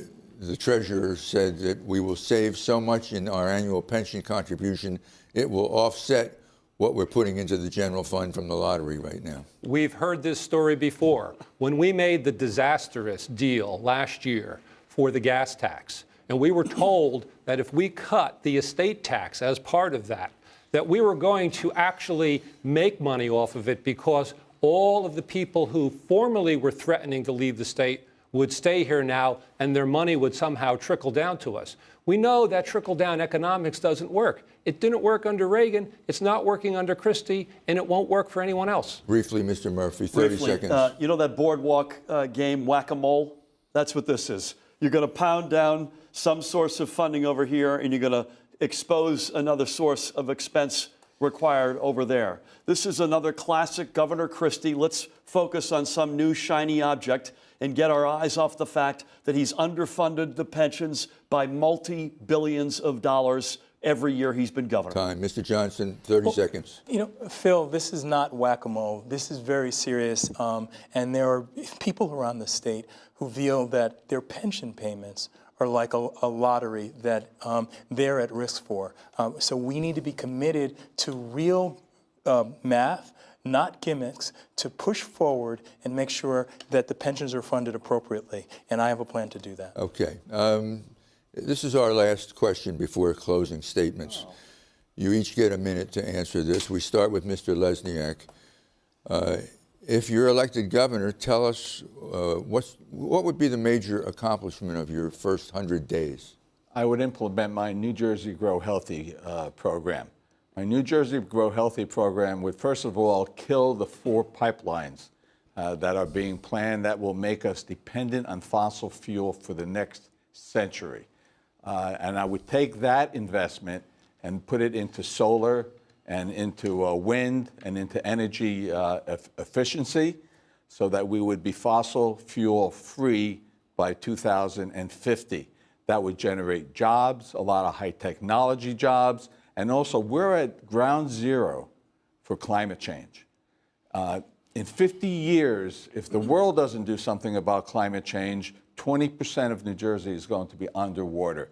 I would be that leader. I would lead the country, make New Jersey fossil fuel free, go to every state, every nation across the world to save our state and to help our economy grow by real jobs, high-tech jobs. We'll be the Silicon Valley of energy efficiency in the United States. Mr. Murphy, what would be the major accomplishment of your first 100 days? If we don't get the economy right, we don't get New Jersey right, period. So it would have to be a big economic agenda.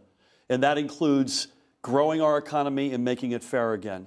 On the growth side, you'd have to plant seeds. That's getting the infrastructure projects like the Gateway project, find that money and getting it started. Investments, getting back to investing in higher education, among other initiatives.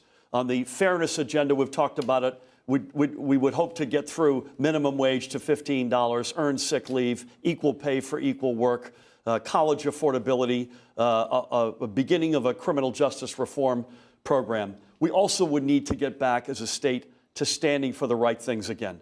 You know, we used to be the state that funded Planned Parenthood. I stand by Planned Parenthood, by the way. Let's fund Planned Parenthood again and women's health. Let's accept the sad reality of climate change and put a real plan in place, which we have. Let's sign sensible gun safety laws that keeps communities like Newark safe. Let's not have to be dragged kicking and screaming to put money in lead remediation accounts. Thanks very much. Mr. Wisniewski, major accomplishment, first 100 days. Well, let's be candid. A lot of the problems that my fellow candidates are talking about are problems that exist because of the transactional, party boss-driven system that we have in New Jersey. We can't make progress because too many political leaders have their own agendas that get in the way. What I would want to make sure is, first, that we're restoring integrity and trust to the governor's office, because that doesn't exist now.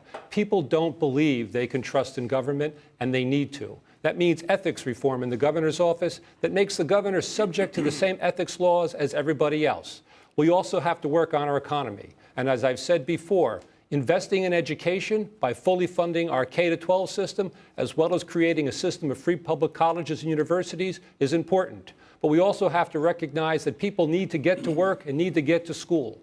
And making sure we're funding our New Jersey transit system, making sure that buses can get into a new Port Authority bus terminal, making sure that people have the basic support that the economy deserves, because New Jersey has underinvested in those things for so long. Mr. Johnson, major accomplishment of your first 100 days if you're elected. I'm glad you reminded me that it was the first 100 days, because as I was listening, I wondered how any of this could be achieved in 100 days. I'm the only candidate who has served as a government executive, overseeing 29,000 people and a budget of $4.6 billion. I know, and I'm the only candidate that actually helped Barack Obama organize his government before he got started, because I served on his transition team. My first 100 days would actually start at 100 days before we took office, or 40 days before we took office, by making sure that we're appointing the right people who can do these jobs, by making sure that I'm appointing people who believe in the first thing in the morning that they're going to serve the people of New Jersey rather than themselves, and when they end the day, that they will actually accomplish that task.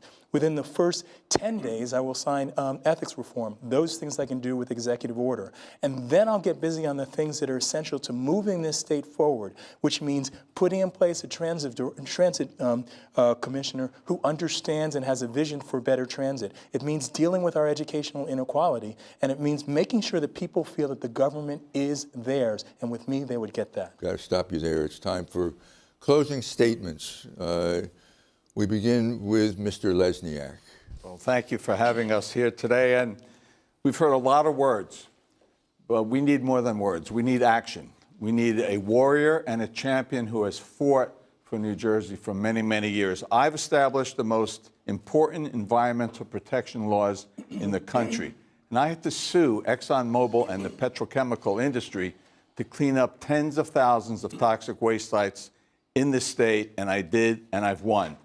I'm the only candidate up here who has won a women's right to choose case that went beyond Roe versus Wade and said that a woman had the right to choose any medical procedure over her body. It's her choice and no one else's choice. Criminal justice reform, I've reduced the population by 50% for drug offenses. We need more. We have to make sure that we have to change the culture of corrections so that a prisoner comes out of prison better than when they went in. And lastly, I was the leader on same-sex marriage and had one of the first same-sex marriages in my house. I hosted it, and I'm very proud of that. Mr. Murphy, you're next with a closing statement. I'm honored to have been here tonight. This has been a very good and enriching discussion. We've certainly had our share of disagreements, but there's one thing I know we can agree on, and that is we will have a new governor in the state of New Jersey in January 2018. And it's important that we get that exactly right. A governor who has the right temperament, the right skills, the right experience, including serving President Barack Obama, the right life story, a life story that understands the struggles of the middle class, not as something they've read in a book or that it's abstract, but that's been lived. We need a governor who understands how you grow and propel a sophisticated economy in the 21st century. And most importantly, how we make this state fair again for all of us, all 9 million of us, whether that's wages and benefits or criminal justice reform. And let's get back to standing for the right things, funding Planned Parenthood, signing sensible gun safety laws, accepting climate change. With humility, I ask you for your support on June 6th. I will be the governor who has your back. Mr. Johnson, your closing statement. Does anyone believe that if we keep running with the same playbook written by the same insiders, that your lives are going to get any better? I don't, and that's why I've been running for governor. We need real change in this state. That old playbook got us the highest property taxes, highest foreclosure rates, and the greatest inequality in these United States. It got us John Corzine. It got us Chris Christie again, and it will get us Phil Murphy unless we demand real change. The best answer to organized money in politics is organized people. And I have been fighting to bring people into the system to give real opportunity for real change. That is the only way that we will be able to get pre-K for all children. The only way we will have an economy that works for all of us and confronts the problems of inequality in the way that it should be. And that's the only way we will get a governor that's for all of us, every single one of us, and not the insiders. Thank you. Mr. Wisniewski. Michael, thank you and the team at NJTV for hosting tonight's debate. This Democratic primary is an auction. We saw Phil's campaign reports where he's bid up the price to almost $20 million, including a $15 million loan. It's an obscene amount of money to be involved in an election. We know that New Jersey can do better. I don't begrudge Phil his success, but we understand that that success has been on the expense of the middle class because we know the Wall Street bankers always get their cut. Phil says he's for the environment, but we know that he has invested in fracking and pipeline companies, and he makes his money off of those things. We also know that Phil authored the report that created Chapter 78, and that report put people in risk. This election is about making sure that people have a voice. We don't need Wall Street bankers dictating public policy in New Jersey. Time. My name is John Wisniewski, and I'm running for governor, and I would like your vote. All right, that does it for all of us here. I want to thank you candidates very much. Thank our partner, NJ Spotlight. Thank the Election Law Enforcement Commission. Thank all of you at home for watching. And thank our audience out here on the concourse. You can applaud now if you choose to. And we will be back here a week from tonight with the two major Republican candidates, Kim Guadagno and Jack Ciattarelli. Mary Alice and Michael Hill, let's go back to you. Thank you, Michael Aaron. So the Democrats engaged in a lively debate during which the presumed frontrunner took all the heat, or at least most of it. What was your take? Well, I just commented on, I think, for one, I understand it was Michael's first time moderating a debate, and I think he did a pretty good job as a rookie. But I thought it was very predictable, is what we talked about early. I think the other three candidates that weren't Phil Murphy made a significant issue out of the money that has been spent in this race. I don't know how that's going to play. I don't know whether that penetrated at all. We counted as we was going along. I think we are up to something like 22 references to Governor Christie and about close to 10 references to Donald Trump. That played heavy in the discussion as well. But we did hear a lot in terms of policy and ideas. A lot of agreement back and forth among them, which I don't think was surprising, particularly along the lines of single-payer health care and funding, full funding for school funding. I didn't see any knockout punches here. We talked at the beginning of this program that, in order for the underdog candidates, and they are in fact that in my book, they really had to land hard. I didn't see it. They tried, they called obscene spending. They complained about the party bosses and the system and all this kind of stuff. The great bulk of this debate was on issues. And that was fascinating, and it was wonderful. I disagree as a Republican with a good percentage of it. Well, if I'm invited back in the general election for a debate like this, I'll talk more about that, about taxes and spending, that kind of stuff. But, the fact of the matter is that they just didn't put a glove on them. And with 3 weeks to go and the funding deficits that these candidates have, they can spend $6.4 million under the public financing scheme in New Jersey, but most of them aren't going to get anywhere near that amount. So I look at the practical politics of this, it was fascinating. And the more they talked about the issues, fascinating for viewers and us, the less they put the glove on Phil. That's the way I saw it. I have to ask about this, and you mentioned this, taxes. In a state that is as heavily taxed as New Jersey, you had You're giving me my opportunity. Yeah, you had 4 candidates on stage who were talking about, at least in the beginning, taxes, taxes, taxes, taxes, taxes. Exactly. Millionaires tax, estate tax, marijuana tax, corporate tax, this and that. And in addition to that, they talked about the spending. Fully fund the pension, fully fund the education formula, pre-K, higher education free, universal health care. We're talking tens of billions of dollars for this stuff.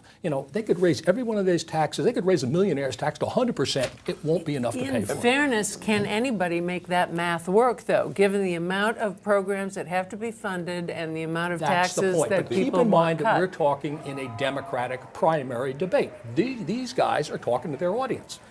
Without question. I mean, we are in a Democratic primary. The danger here, though, is, to your point, Mary Alice, how do you make it all work? I don't think the public's ignorant to that fact, right? They hear all the promises. Frankly, one of the things that we didn't hear a lot about how we're going to rein in property taxes. We talked a lot about new taxes. We talked a lot about new programs, including, you listed them, even now we threw in a caregiver tax credit. All things that I think a lot of people would focus on and want. But there's a question on how we pay for them, and I don't know that necessarily has come through yet in these debates. Which is what general elections are all about. And clearly, if these kinds of policies are discussed, whomever the nominee is, and I assume it will be Mr. Murphy, or likely to be certainly, he's going to have to defend that. He's going to say, with whomever his Republican opponent is, how do you add up these columns, Mr. Murphy? You're supposedly a Wall Street expert. You propose all these taxes. What do they raise? But all this spending, which is tens and tens of billions. Given my experience in that town, you know better, Bill, certainly working in the assembly as you did, the price tag to this stuff. That's a general election issue, but they're clearly playing to the audience tonight, and that's okay in primaries. One thing that I was impressed with is, and Roger's right, I don't think there were any clean punches landed on Murphy, but I do think that Murphy showed tremendous restraint. There were some places that I think he could have gone more, really at the throat of some of those candidates that were throwing barbs at him, and he was restrained and chose to stay on his game and his message. That shows me, and looking towards the general, incredible discipline from a candidate standpoint. I think he did an exquisite job tonight of accomplishing the mission. And I absolutely agree with that, because if you let these folks get under your skin, and really, get you to be angry or annoyed or in some way, not present yourself well, that would have been a huge victory for the opponents in this case. It didn't happen. What was the leading fodder that you heard tonight that you think is going to be used by the Republican in the general? The taxes and the spending. It's a question of how do these numbers work? Or do they work? Okay, let's say somebody said double the millionaire's tax. Well, it's already 9% now, the max tax, which was the millionaire's tax that McGreevey put in. What do you make it, 18? And keep in mind that the top 5% of taxpayers in New Jersey, income taxpayers, pay 50% of the tax today. So do you force the people out? They talk about the trickle down doesn't work. At what point does the scale go? Okay, folks are going to leave this state. The wealthy 5% that can afford to leave and certainly have the option to leave, or in many cases. My Democratic friends and progressive think tank groups would absolutely argue with that point, but I think it's the heart of the question vis-a-vis the spending, tens of billions. Wait a second, gentlemen. Let's go in the studio now in the digital newsroom let's talk to John Mooney, the founding editor-in-chief there of NJ Spotlight. John? Hi, Michael. Yeah, we do have some results from our instant poll, which are interesting. I mean, considering what the spread were in the Quinnipiac polling, there's definitely closer in terms of those who weighed in tonight through the debate. Phil Murphy remains the front runner in this group, and of course take it with some grain of salt. It's not a scientific polling. He is 35% of the voters have his support. Second place is Jim Johnson with 29%, John Wisniewski at 27%, and Ray Lesniak finishes in a pretty feisty performance, but it didn't get him a lot of votes, at least in this poll. He's at 3%, with an undecided at about 6%. We also asked, what are the following issues that are most important to you? Education, not surprisingly, was far ahead at 41%. Property taxes at 18%. Transportation, a big issue tonight, was 10%. Pensions, a very big issue in this state, 9%. And other, which could be any number of issues, was 21%. So if you read too much into this poll, you think that the race might have tightened. Obviously, there's going to be some more polling that comes out in the next few weeks, but it was really animated debate. I think a lot of issues were approached, and obviously our viewers and readers felt the same way. All right. Thank you, John. Bill, not a scientific poll, but some impressive numbers for the underdogs? They are, and it really reflects, I think, where the viewership is and the folks who are out there. I think the challenge, though, is, and Roger referenced this in the previous segment, is how do you get out there to beyond the folks that were able to see this tonight? And social media is a tool and things of that nature, but the truth of the matter is Phil Murphy has a extremely significant lead right now.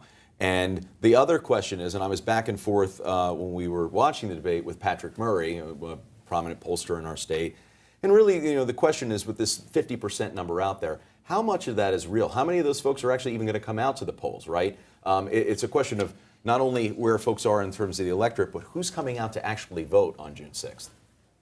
Do you suspect that the resistance groups that have sprung up around the state will get people to the polls in a primary election when that really hasn't happened in any measurable way before? We got 30 seconds. I don't see it. As I said, at the top of this program here, what matters in primaries is organization support and money.